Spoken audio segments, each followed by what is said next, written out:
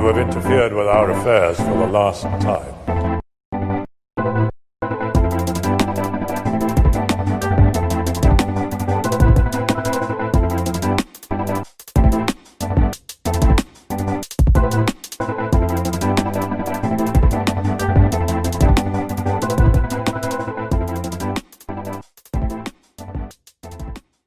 I'd like to thank you for participating in our project for the STEM Success Center. First off, we would like for you to introduce yourself and tell the students who you are. My name is Dr. Jones. I'm a professor of analytical chemistry in the Department of Chemistry and Forensic Science. My name is Muhammad Mustafa. I'm serving as the Dean for the College of Sciences and Technology at Savannah State University. I came aboard December 2005, so I think that's about just shy of 14 years. I started as an assistant professor in the Civil Engineering Technology program in 1994, so I've been here at Savannah State since then. So today we're here to talk about the MARCU STAR. What does the MARCU stand for, and what is its meaning? Okay, MARC, that acronym is, it represents minority access to research careers. The STAR portion is undergraduate student training in academic research.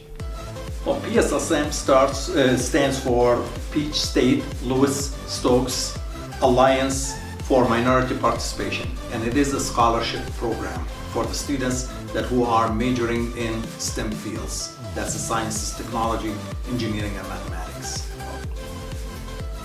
And this is a program mostly for minorities? I like to say that it's primarily for groups that are underrepresented.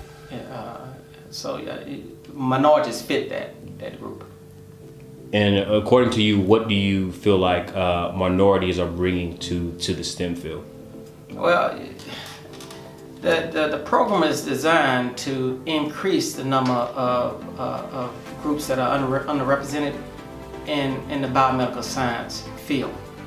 So I can address that by increasing the number of students in this field. We hope to reduce the health disparities that persist in the U.S. What we're trying to do over here is level the fields for the minorities. Unfortunately, statistics shows that minorities' participation in these fields is lacking, and we would like to give them some incentives for the minorities to be part of this field, and this is an important field. And their participation proved that they are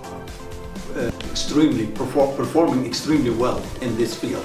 So our job is to make sure that we have the availability of funds for them to come to these fields and increase diversity in these areas.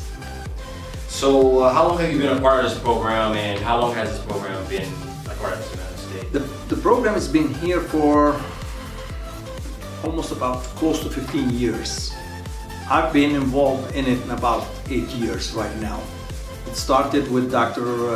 Jay Kapaswamy, and this is an alliance with the University of Georgia as the lead institution, and Savannah State and Georgia Perimeter back when Georgia Perimeter was Georgia Perimeter College, now Georgia State University. So right now we have actually several alliances. You have University of Georgia, Georgia Tech, Kennesaw State, Georgia State, Savannah State, Fort Valley.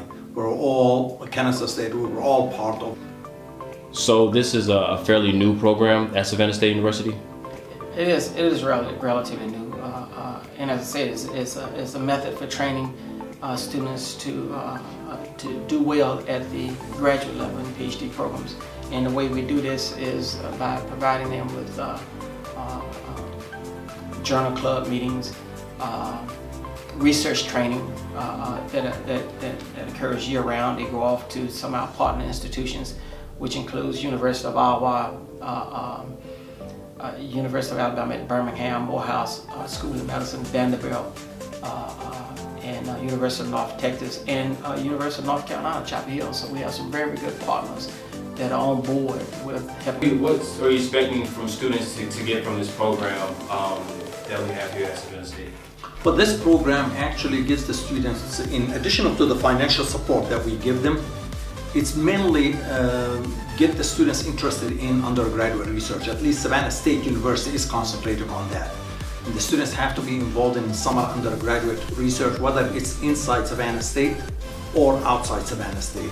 The first time that they do research, we'll give them the training at Savannah State, and then the expectation in the following year that they will reach out to other institutions and go for research. This will assist the students in conducting research, as well as expose them to networking with graduate schools, networking with the industry, and give them experience in reaching out to the graduate programs. We're hoping that Savannah State University students will continue their education and obtain their PhDs eventually. A term like STEM groups science, technology, and engineering and mathematics are together. Do you feel like all these departments at Savannah State University are in sync with one another? If you mean in terms of the groups, the departments working effectively together to produce the student that would be that will perform very well in graduate school, I think they're doing a good job in it. Absolutely, and then this program, when we advertise for this program, basically we let all the department chairs in the college.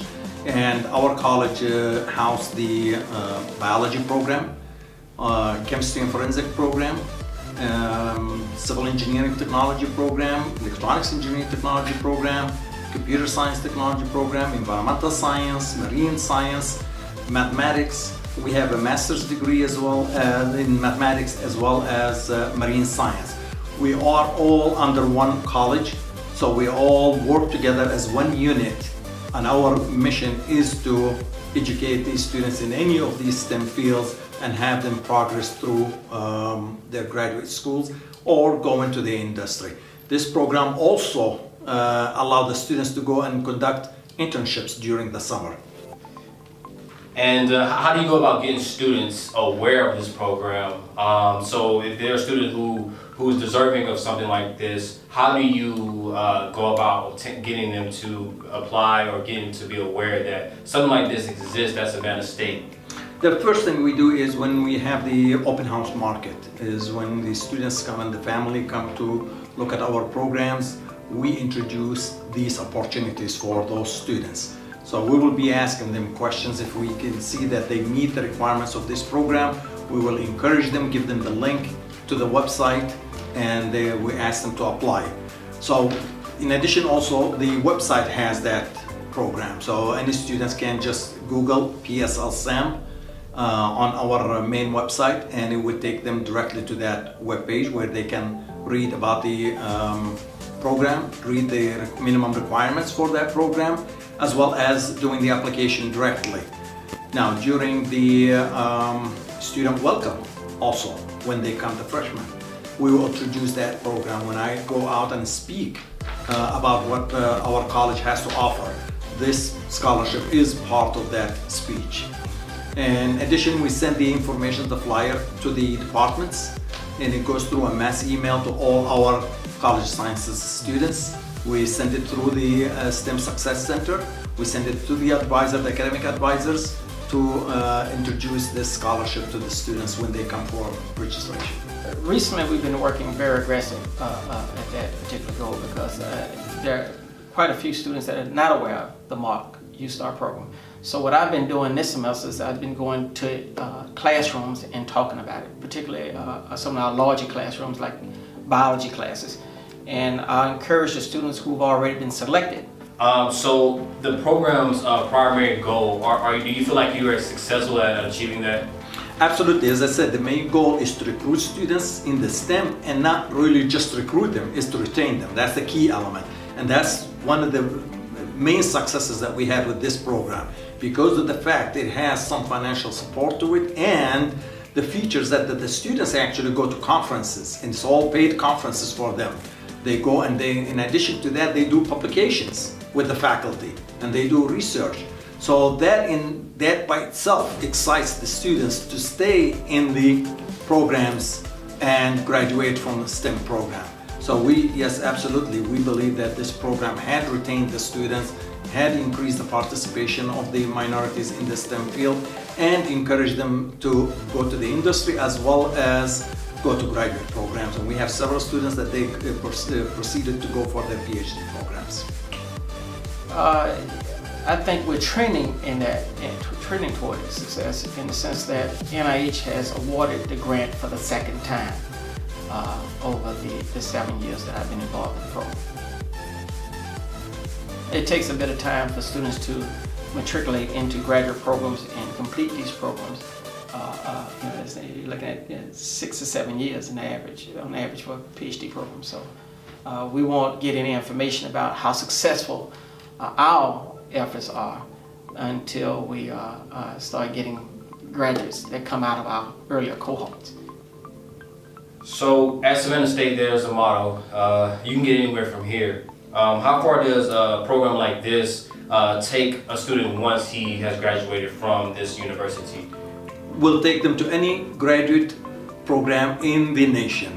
And we have services that went from here to MIT, and they graduated from MIT with their PhD, particularly in chemistry department. We had one student that we did it, and we have several other students in the mathematics that they finished from here, and they went to North Carolina, and they're doing their master's degree. Some of them are continuing with their PhD. A majority of the engineering technology students, they go directly to the industry because of the experiences that they get from the internship that this program offered them. Our objective is not just to train the student so that they can be effective in PhD programs at the graduate level, but also we hope that they will become the next generation of leaders in the biomedical science field. So I think we're headed toward that path. The incoming freshmen, I talk to my students, particularly at the freshman level all the time. I tell them the importance of maintaining a high GPA because it can start paying off very early as a junior year in college. We offer the students in the MARC program a little over $1,000 a month, $13,000 a year stipend.